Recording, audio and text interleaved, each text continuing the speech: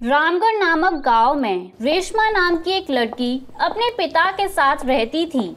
रेशमा की मां का बचपन में ही गंभीर बीमारी के चलते देहांत हो गया था। तभी से उसके पिता ने उसकी देखभाल की। रेशमा के पिता हरिशंकर रामगढ़ में रंगीन पानी पूरी वाले के नाम से प्रसिद्ध थे। उनकी बनाई रंगीन पानी पूरी रामगढ़ और आसपास के गांव में बहुत मशहूर थी।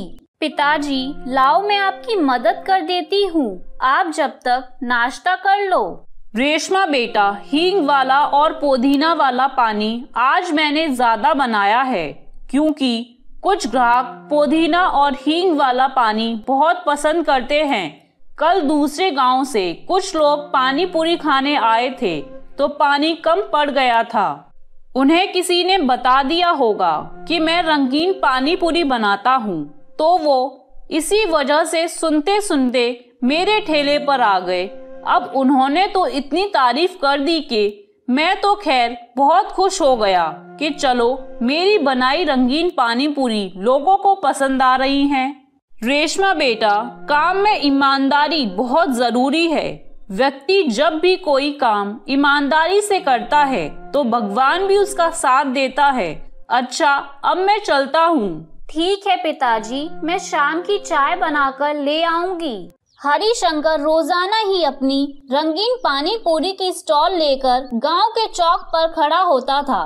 बस स्टॉल लगाकर खड़े होने की देर होती थी कि लोगों की भीड़ लगना शुरू हो जाती थी।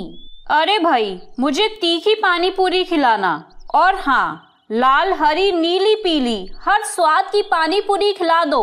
अरे माधुरी, चलना रंगीन पानी पूरी खाते हैं। हरिशंकर जी, हम दोनों को खट्टी पानी पूरी खिलाना। हरिशंकर जी, मेरा जब भी अपने गांव आना होता है तो मैं ये रंगीन पानी पूरी जरूर खाकर जाती हूँ। सब ऊपर वाले की कृपा है बहन जी। हरिशंकर अभी सभी को पानी पूरी खिला ही रहा था कि तभी उसकी बेटी रेशमा चाय लेकर आ जाती है। पिताजी, आप बैठकर चाय पी लो, मैं तब तक ग्राहकों को देख लेती हूँ। ठीक है रेशमा बेटी, सबको बराबर मात्रा में ही पानी पूरी खिलाना, किसी को कम न रह जाए। पानी पूरी की प्लेट कितने की है? जी 10 रुपए की। ऐसी रंगीन रंग बिरंगी पानी पूरी मैंने आज तक कहीं नहीं देखी। ये तो बहुत ही अलग है। लाल, नीली, हरी, पीली हर तरह की पानी पूरी, ऐसे कैसे हो सकता है?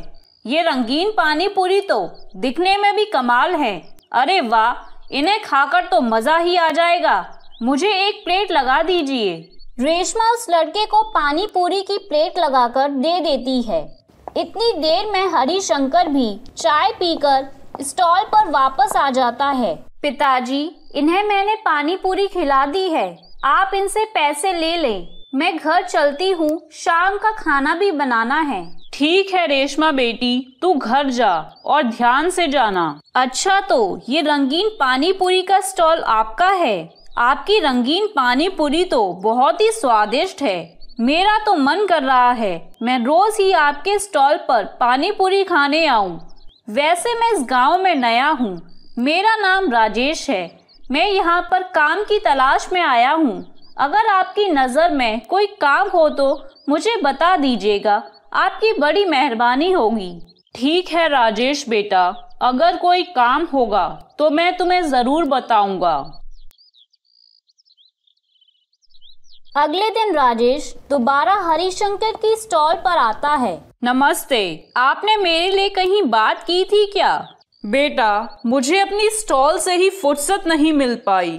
तुम एक काम करो, मैं तुम्हें ज्यादा पैसे तो नहीं दे पाऊंगा, पर जब तक तुम्हें कोई काम नहीं मिलता तुम मेरी स्टॉल पर ही काम कर सकते हो।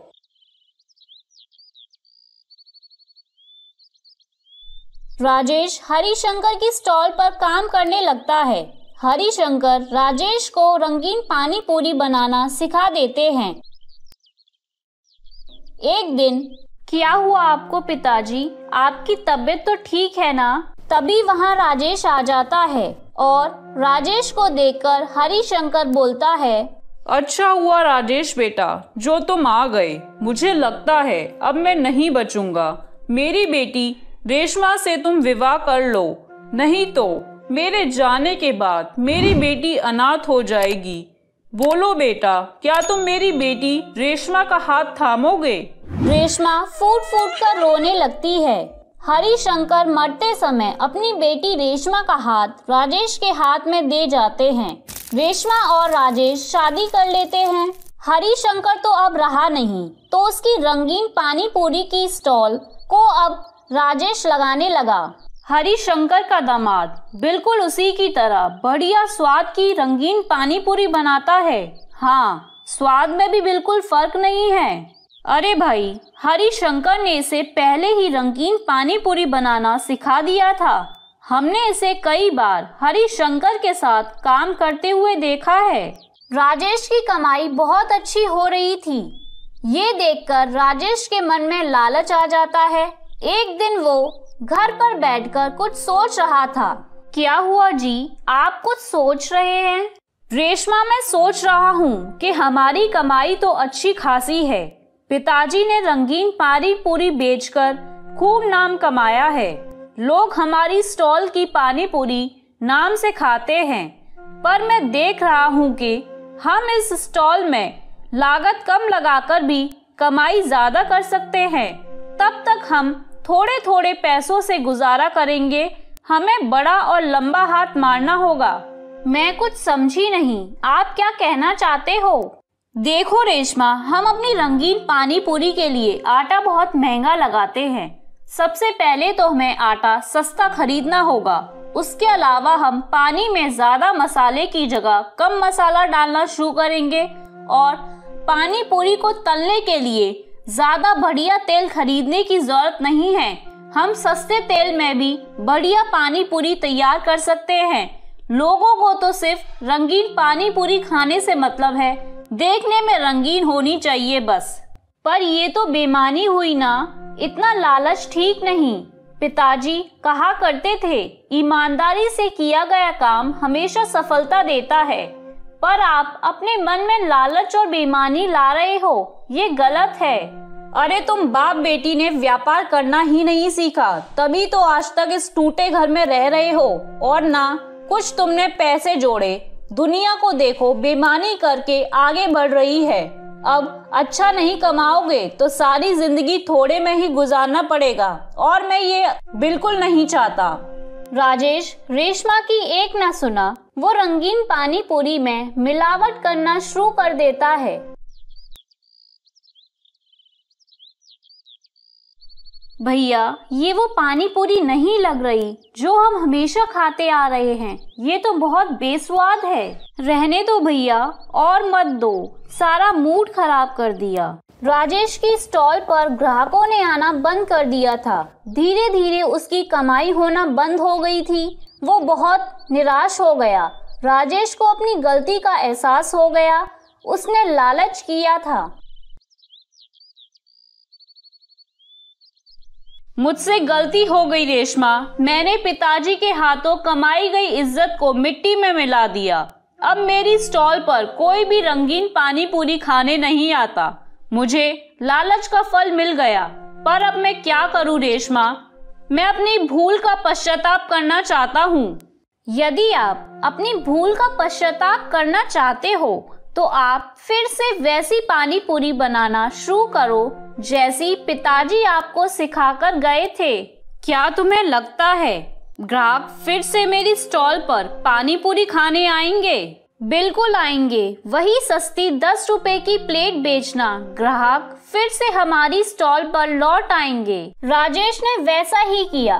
उसने फिर से वैसी ही पानी पूरी बनानी शुरू कर दी जैसी उसने हरिशंकर से सीखी थी, और फिर से एक बार हरिशंकर की रंगीन पानी पूरी का स्टॉल चलाने लगा। और राजेश अपने मन से लालच और बेईमानी हटाकर मेहनत और ईमानदारी से अपने काम को करने लगा। ये देखकर रेशमा भी बहुत खुश थी। तो मेरे प्यारे दोस्तों, कैसी लगी आपको मेरी ये कहानी? मुझे कमेंट करके ज़रूर बताएं और इसे अपने दोस्तों के साथ शेयर करें। और हाँ दोस्तों, अगर आपने अब तक मेरे चैनल को सब्सक्राइब नहीं किया है तो जल्दी से नीचे वाला काला बटन दबाकर सब्सक्राइब कर लें। तो मिलती हूँ मैं आप सभी से फिर एक नई कहानी के साथ। तब तक के लिए आप अपना ध्यान रखें। बाय बाय दोस्तों।